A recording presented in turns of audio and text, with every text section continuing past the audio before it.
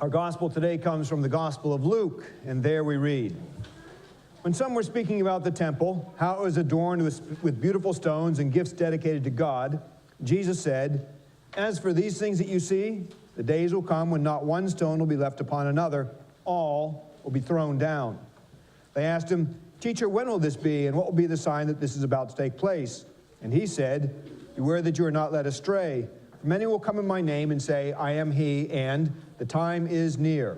Do not go after them. When you hear of wars and insurrections, don't be terrified, for these things must take place first, but the end will not follow immediately.' Then Jesus said to them, 'Nation will rise against nation, and kingdom against kingdom. There will be great earthquakes, and in various places famines and plagues, and there will be dreadful portents and great signs from heaven. But before all this occurs, they will arrest you and persecute you. They will hand you over to synagogues and prisons, and you will be brought before kings and governors because of my name. This will give you an opportunity to testify.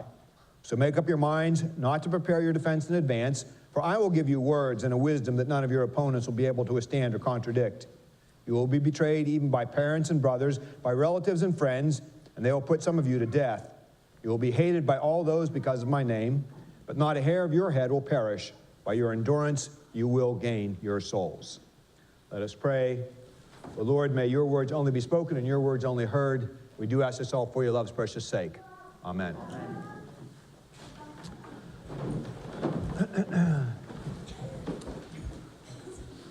Well, today's gospel speaks of tumultuous times, of not losing faith in tumultuous times, of making the most of the unique opportunities that can be found in tumultuous times. And I'd suggest that this week may be a tumultuous time. It's an interesting morning to be preaching. Frankly, it's a very challenging morning to be preaching because the statistics are that 1 in 4 people voted for Hillary Clinton and 1 in 4 people voted for Donald Trump, and 2 out of 4 people didn't vote. So it's a very diverse group of people with very different perspectives. How in the world do we preach a sermon that speaks to everyone? Do we preach a sermon that speaks to everyone? A lot of churches are going to make a choice not to speak a sermon to everyone, but I guess it's my perspective, has always been my perspective, always been my belief that everyone is welcome here, and we want to create a place where everyone can know that they're welcome and find a way together where we can see past our differences to what unites us, and in being united, we can help make the world the place that God has always dreamed the world would be. So my message this morning would be a pretty simple one. It would still be basically the same message I preached last week, and that is to fear not. Now I know that is pretty glib. It might sound pretty glib. It might be exactly what you'd expect a clueless, aging white man to say. But the reason I'd say that is that when we are acting from fear, in the biblical understanding and Jesus' understanding of things, the opposite of fear is love. The opposite of fear isn't courage. The opposite of fear is love. And in Jesus' understanding, and all my experience bears this out, when we're afraid, we're not being loving. When we're spreading fear, we're not spreading love. When we're loving, we're so focused on something very different, we don't have opportunity to be afraid. We're so focused on caring about other people that fear doesn't enter into the picture. When we're afraid, we shut down basically our human brain, and it reverts us back to our animal brain, and so we tend to act like animals. And a large part of our nature, the majority of our nature, is an animal nature. So when we let fear run the day, when we let fear run the show, when fear sets the agenda for us, we don't behave in a loving fashion. When we can calm our animal brains and we can calm what's going on inside us, then we can choose to put the fear aside and we can choose to respond with love instead, even when that is an incredibly difficult thing to do. This past week, and this is a terrible story, and I'm utterly and completely ashamed of this story. This past week, it was Thursday, and one of our regular homeless people came in, a man by the name of Philip. And Philip is, I guess, in his mid-60s, and he is homeless, been homeless as long as I've known him. And in recent months, I think it has gotten harder for him. He's come in several times and has clearly been beat up and robbed. And he came in this time and he said, I just feel like all the walls are caving in on me. And in the moment, I didn't understand what was happening. It was like watching a train wreck unfold, but I wasn't nice to Philip. After all these years, I was not nice to Philip. And in fact, I bordered on being mean. And I did help him. I did give him money. I did not give him as much money as he asked for. But I sort of just took away all his dignity in doing so. And so, he said, I said, well, what do you need the money for? He said, well, I need winter clothes. I said, well, we have lots of winter clothes here. Let's go find you some winter clothes. He said, they might not be my size. I said, well, what if we find them your size? And he says, no, I need money. I said, what you're saying is you don't need clothes. That's what you said you did. What you really need is money. And he said, well, I need to pay my rent. I said, okay, give me the name of your landlord. Let's call your landlord. And he said, well, my landlord's a pain in the neck. And I said, so what you're saying is you don't need money for your landlord, you just need money. So, well, I need money for food. I said, well, we have lots of food here. If I give you food, how about you? He said, no, I didn't. So I said, so you're saying you don't need food, you just need money. He says, I'm not trying to make you into a fool. I said, you are making me into a fool. And I gave him money, and he said, it's not as much money as you said you'd give me. And I said, you're lucky I'm giving you anything. I've probably given you over $2,000 this year to this point. And, but when it was done, I went into Miriam's office and I said, I'm so ashamed of myself. I mean, I'm just so ashamed of myself the way I treated this person. I did help him, but I just afforded him no dignity. And I thought, why did that happen? The reason it happened, and this is not to make an excuse whatsoever, there's no justifying it. The reason it happened is all my being nice resources had gone into navigating the last several months and years of this election cycle. There are situations like Sunday morning where I absolutely have to be nice.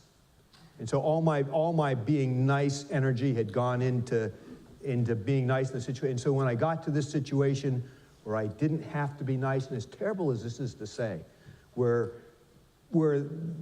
this other person really had no recourse, I just stopped being nice. I didn't have the reserves. I didn't have the reserves left to be nice. And I was so pleased in that afternoon when Philip called me back and he said, what happened to you today? And I said, Philip, I'm so glad you called me, Philip, because I need to tell you I'm so sorry. And I said, I'm not going to make any excuses because there really are no excuses. And I said, in a strange way, Philip, I've considered that you and I have become friends over the years. I mean, in some ways, even though we're very different, in some ways we're very similar. And in some ways, even though our challenges are very different, in some ways they're not all that different. And I said, it's just not how friends treat friends. And so I am so sorry. I said, because Philip, I count you as one. And he said, I'm so glad to hear you say that, because you are one of the only friends I have in the world, and I thought I'd lost you.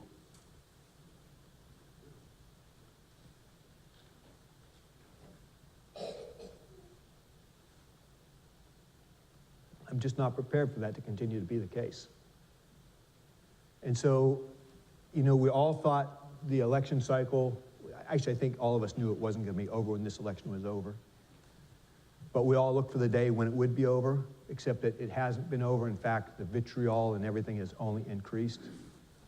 Friends, I'm done with it. I deactivated my Facebook account because that is not good for my soul. And what I have decided is that I need to spend more time praying, not because it's a spiritual thing to do, because it helps me find calm inside myself, because it helps me put the fears aside so that I can actually love other people. I need to spend more time reading the Bible, not because that's what religious people do, but because the Bible makes me face hard truths about myself and what it is I need to do, that I need to be good to the least of these, and that Philip is Jesus, and I need to treat Philip like I treat Jesus. And if I can't treat Philip like I treat Jesus, I have no business standing in front of you or anybody, and I don't even have any business coming to the communion table. And so that's why I read the Bible, because it faces me with those, and it forces me. And because, again, it helps me with my fears. One of the verses I built my life on is, don't be anxious about anything, but in everything, let your requests be known to God, and the peace of God, which passes all understanding, will guard your hearts and minds and souls. I built my life on that. And so when I get afraid, and I do get afraid, I calm myself down with that verse, and it's only when I calm myself down that I'm free to love people. And I need to gather with a supportive community, people who can help me be who I want to be.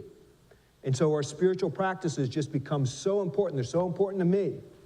And I'm afraid that too many of us are spending too much time consuming social media, consuming that which inflames our fears, which makes us see the world like we see the world.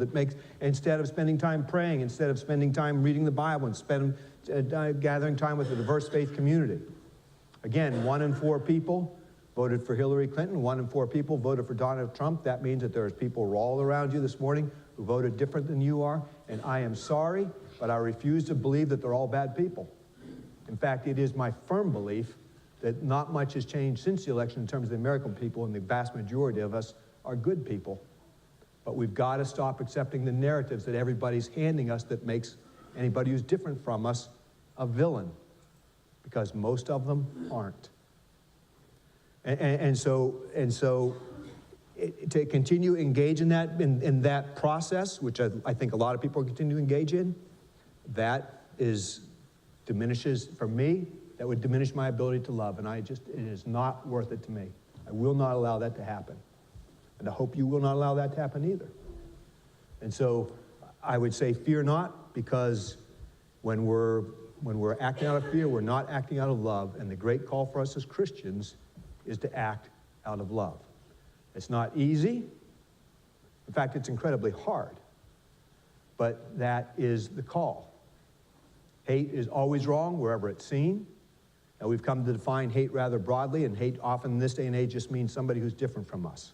That's not hating, all right? We can genuinely have difference. It doesn't make somebody a hater just because they differ on something the way we do. But there are things that we all agree on that are hateful. And so, for instance, and I only know this story secondhand since I am no longer on Facebook, and I miss Facebook in a great many ways, all right? I don't see Facebook as a great devil, the great evil. There's things I really, really miss about it, but it was taking a toll on my soul. And, you know, again, the mark of addiction is I can't live without this thing. Can't live without my Facebook. In some ways, I feel like I can't. But the truth of the matter is, I lived 56 years of my life without Facebook, and they were all pretty darn good. Some ways better than my life with it. So, you know, so I can't actually live without it. You can too. If it's taking a toll on your soul, man, it's just not worth it. But anyhow, Tracy Kelly, who is our former children's minister here, moved to the Bahamas. Miriam told me about this post. Miriam's our office manager. She said, and Tracy was very liberal in her politics, and everybody knew Tracy knows that and wouldn't begrudge our saying that. And so after the election, she said, you know, we're very disappointed in the results, but as for my children and myself, you know, we've resolved to be loving and kind and so on and so forth. And one of her friends who has come to church here and who lives just down the street, because Tracy just lives, and her friend is Muslim in orientation, in her religious belief, wrote on Tracy's wall, she said, well, Tracy, that's all very well and good for you, but you don't have to deal with the fear of your kids walking to school and people screaming racial slurs at them. That's hate, friends. We can all agree that that's hate. And wherever and whenever we see that, we got to stand firmly, firmly, firmly, firmly against that, and we will. All right, so let's just be crystal clear. It doesn't matter what way we voted, what side we voted on. I think we're all actually united on that, and we just need to say to anybody who thinks we might not be that, man, we are in your corner, and anybody who comes for you, they got to come for us first, because we're all going to stand united against hate wherever hate is found, and we're all going to stand for love wherever love is found. Yesterday we had a great lunch here, our Thanksgiving lunch over in that hall over there, and you just should have seen it. It did my heart so much good. Just seeing all the different colors, all the different ages, all the different religions, all the different perspectives, all the different incomes levels, all just gathered over there having a great big meal together, laughing, coloring. It just did my heart so much good, because I thought, this is what the church, this is what America is meant to be, and it's what America can be if we'll set all the vitriol, if we'll set all the caricatures, if we'll set all the fear aside and be the people that God has called us to be. All right? Now, maybe that's what you'd expect me to be. I am a middle-aged white male, and this is not, our voice isn't perhaps the voice that you want to hear. And so I have another voice for us here this morning, because I thought it's important that we have more than one voice. And so this is the voice of my daughter. And my older daughter, she is 27 years old. And so she oftentimes has a very different perspective on the world than I do. And actually, many times I learn from her perspective. I mean, she in many ways is my mentor. And she is a graduate student. She's in a PhD program in psychology. She's in her fourth year, final year of internship. Next year does an externship. She loves God, and she loves the Episcopal Church. That's okay. It's good to have, tell them we said hello and that we wish they were here with us, and we got a good thing happening here. So anyhow, I thought we might benefit from her perspective this morning as well. And so I asked her to please write me 2 paragraphs of what she would say to the church. And I said, don't censor it in any way. Don't think of me as your father. I said, I promise you I won't censor it in any way. I'll just read what you wrote. I asked her for 2 paragraphs. She is a Merola. She wrote me 6. All right. But I think it's good. And so I kept my remarks short so that we can hear what she has to say as well. So this is what she says. She says, hey, church, there are so many things on my heart. It's hard to know where to begin. First of all, I miss you and I love you. This election has shown us with painful and terrifying clarity just how divided our nation is right now. This election has also shown us just how many people in the country are feeling unseen, unknown, and rejected on both sides of the great divide. And this makes so many of us feel so alone. And for many of us, when we feel alone, we flail out desperately for connection because we feel we don't matter to others. We lash out in reactive anger, seeking someone or something to connect with so we don't feel so alone and unsafe. And in the side, she puts, this is attachment theory stuff. So if you think this is too psychobabbly, feel free to cut it off and to end where I said where we feel alone. I thought, no, that's not psychobabbly at all. That's just true. We feel disconnected, and so we get angry and fearful, and we lash out at people. That's what's happening. Facebook and social media have become an emotional war zone of violent proportions, as have our everyday conversations. In the midst of all this chaos, I beg you to be the church, because our country needs the church now more than ever. Please, please do not further the divide. Do not cut off connection. I see so many people saying on Facebook or on other forms of social media, if you support this politician or that politician, unfriend me or unfollow me. And I get that. It's so painful to remain connected to people and posts that make us feel rejected, unseen, or unwanted, or afraid. And this election embodies those feelings for all of us. And of course, I want people to take care of themselves, to know their limits, and not to expose themselves to unnecessary pain. But when we cut ourselves off from our brothers and sisters, we lose the chances of encountering one another, of ever connecting, of ever seeing or being seen by people who are different from us. I beg you, see one another, church. And I beg you, as someone who feels so unseen right now in our country, as I know that so many people on both sides do right now, because the hate and the name-calling and the divide has not stopped after the election, it's only intensified. See each other. Sit with each other. My father asked me to write a few words to St. Matthew's this morning because he thought it was important for the church to hear a young woman's voice in this time. It brought me to tears. It brought me to tears because as a young woman, people often say that my voice matters, but then when it comes right down to it, they rarely give me the chance to speak or take the time to listen. It's easy to say that someone matters, but it's so much harder to give them the space to show them that they matter, to listen to them, to see them. Please make space for the people in your life to speak, especially the people you may not want to listen to. Tell them their voices matter. Find the people whose society tells them their voices do not matter, and listen to them, see them, seek out the people on the margins of society, just as Jesus went out to the margins. Be the church to the marginalized and oppressed. Love God, love people. The foremost reason I'm an Episcopalian is because of the Eucharist, that mystical, sacred moment where, no matter what else is going on in our lives, we come to sit together at the holy table. This election reminds me of the importance of that moment. We need Eucharist more than ever, church. That moment where we eat from one loaf of bread and we show that we are one body.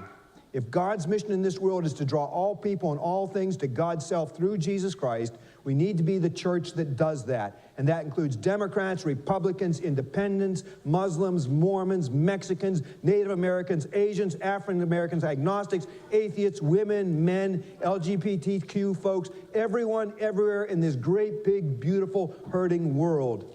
We need to be the church that goes out into the world and sees people, that bridges the divides that are tearing our nation apart, that ministers to the poor and protects the marginalized and the oppressed, just as Jesus did. And here she says, I know I'm being repetitious, but I think this bears emphasis. So please, church, love God and love people and love one another right now, even when it is painful. And dear God, I know how painful it can be right now. And she just cried and cried and cried after the election, believe me. And dear God, I know how painful it can be right now and how much vulnerability hurts. But be the church that there is for the people who are hurting and who feel unseen and unloved in the world, especially right now. And if you're feeling that way right now, and she recognizes that though we say it's just one side of the divide that feels unseen, actually the other side feels just as unseen too, and that's a lot of what this election was about. She says, I know how painful it can be right now, how much vulnerability hurts. Be that church that is there for people who are hurting, who feel unseen and loved in the world, and especially right now. And if you are feeling that way right now, know that I love you so much. And more than that, Christ loves you. You are made in God's image. All of us are made in God's image, and you are so beautiful. Thank you for listening to the voice of a young woman, church. I am glad to be at this table with you. Amen.